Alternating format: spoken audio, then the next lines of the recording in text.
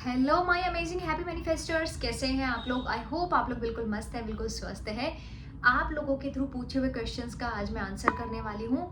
Maximum questions को मैं यहाँ पर कवर करूंगी, बट अगर फिर भी रह जाते हैं तो आप लोग कमेंट बॉक्स में पूछ सकते हैं। सबसे जो पहला क्वेश्चन आया है वो है डिक्लेरेशन के ऊपर। बहुत बार एवरी टाइम ये क्वेश्चन आता है कि डिक्लेरेशन को क्या हमें दोनों टाइम रीड करना है, कब हम डिक्लेरेशन को रीड करें, कितनी बार हमें लिखना है। तो डिक्लेरेशन में आपने फॉर एग्जांपल लिखा है कि मुझे मेरी बेस्ट डिजायर जॉब मिल गई है, थैंक यू दिसंबर मंथ।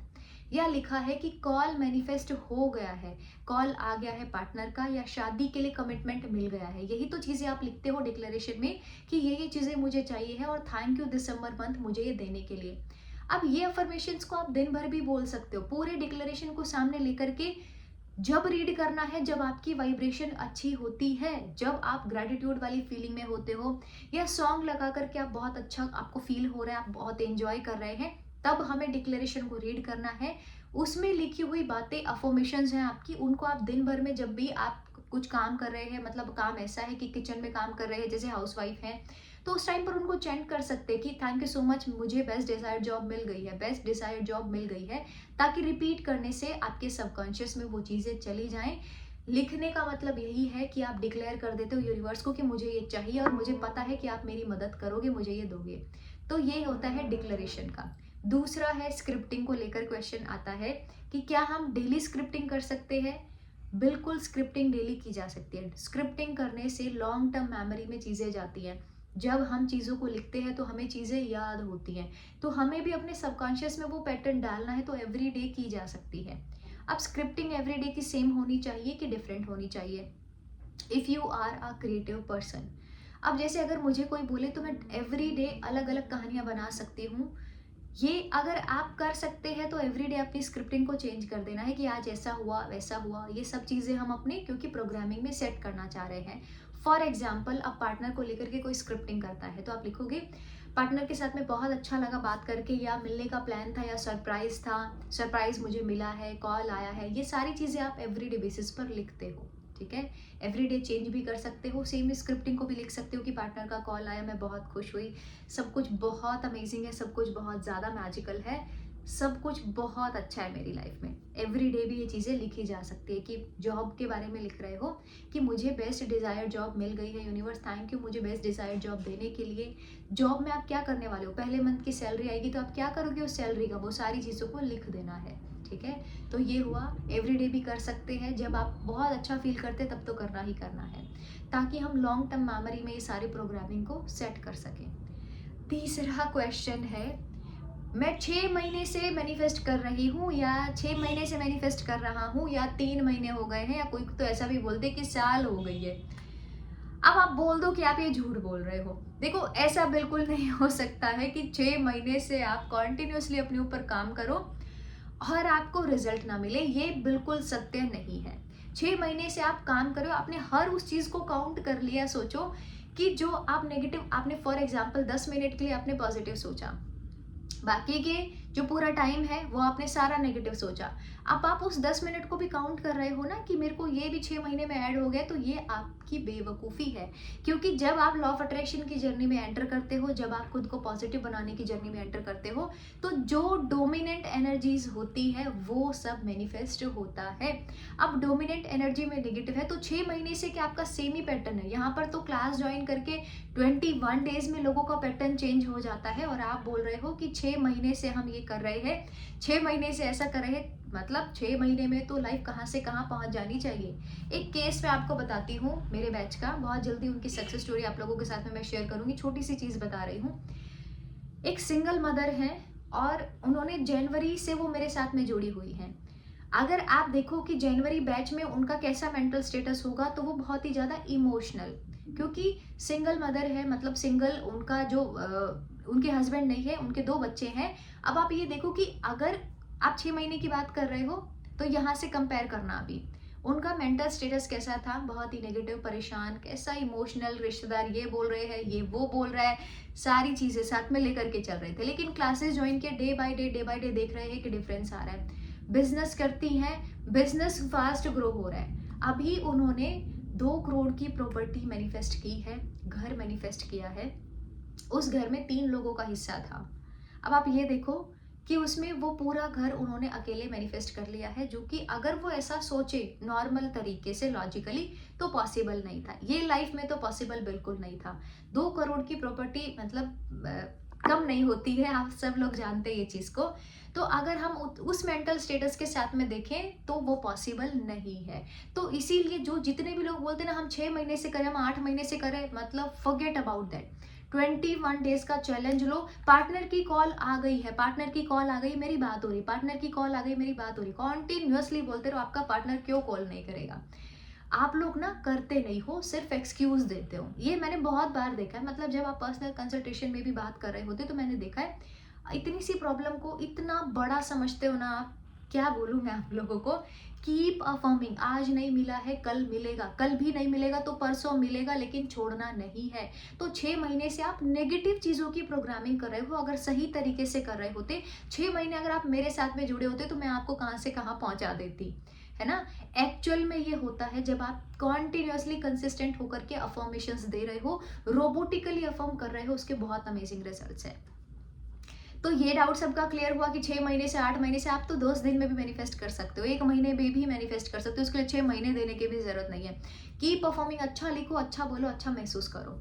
उसके बाद में है नेक्स्ट क्वेश्चन कि बहुत सारे लोग, आप लोगों को लगता है, मतलब क्वेश्चंस भी पूछ रहे हो तो कोर्स कहाँ से ज्वाइन करें, कोर्स कहाँ से ज्वाइन करें। वीडियो के डिस्क्रिप्शन बॉक्स में जो भी नंबर दिया जाता है, कम्युनिटी पोस्ट में जो भी नंबर है, आप वहाँ पर मैसेज करोगे तो वो जो अकाउंट है वो टीम हैंडल करती है, उस अकाउंट पर आप व्हाट्सएप मैसेज करोगे, वहां पर बोलोगे तो आपको डिटेल सारी वहां पर मिलने वाली है, जो भी कोर्सेज की होंगी।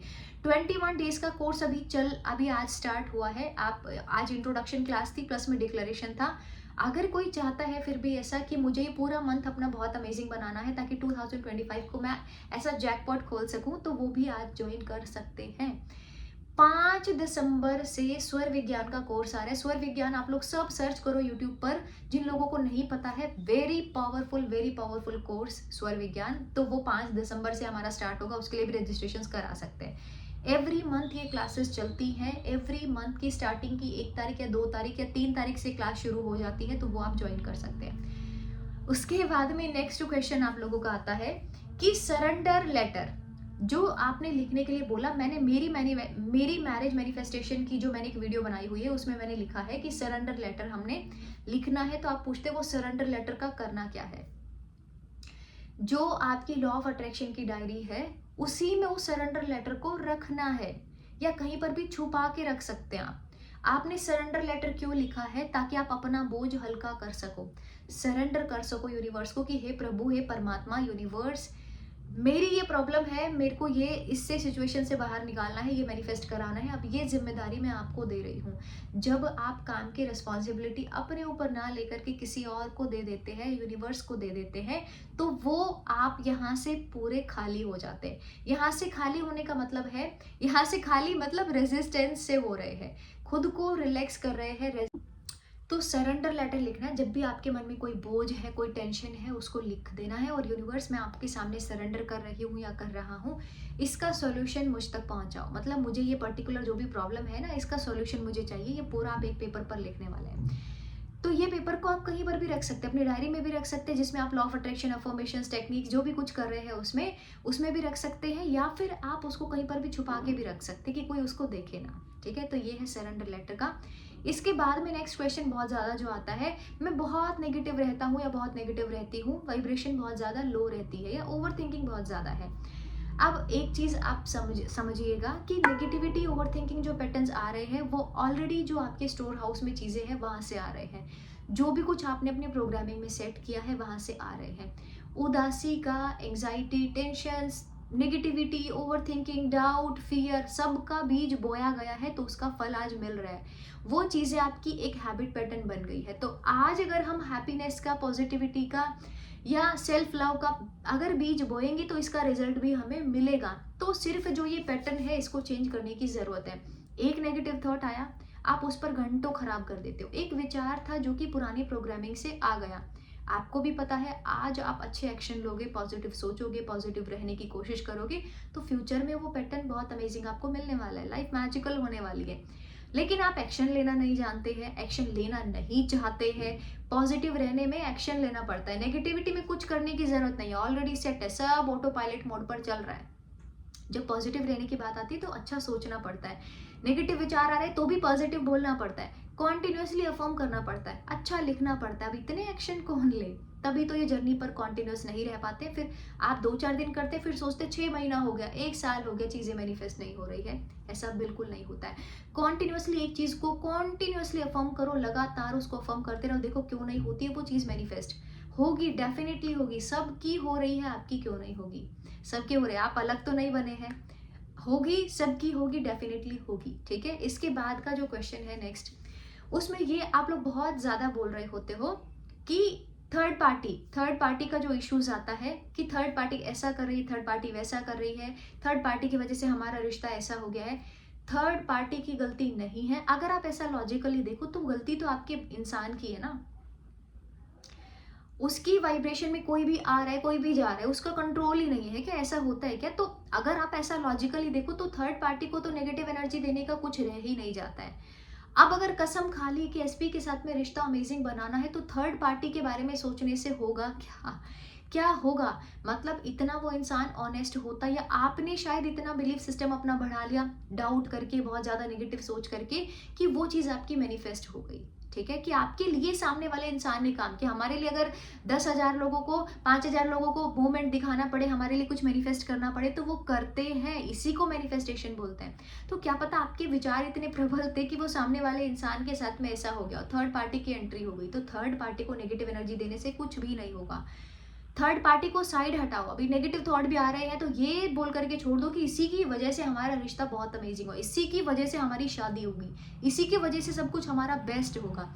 ये पॉजिटिव एनर्जी देकर के थर्ड पार्टी को निकाल देना और अपने रिश्ते की ऊपर फोकस करना है कि मेरे पार्टनर के साथ में रिश्ता अमेजिंग है। आई नो मुझे कॉल आएगी मेरे पार्टनर की, आई नो मेरा पार्टनर मुझे बहुत प्यार करता है। बात नहीं हो रही तो भी बोलते रहो ना, रट्टू तोते की तरह बोलते रहो, आई नो मेरा पार्टनर मुझे बहुत प्यार करता है। दिन में 60 to 80,000 थॉट आ रहे, सारे थॉट्स को लगा दो आप पॉजिटिव।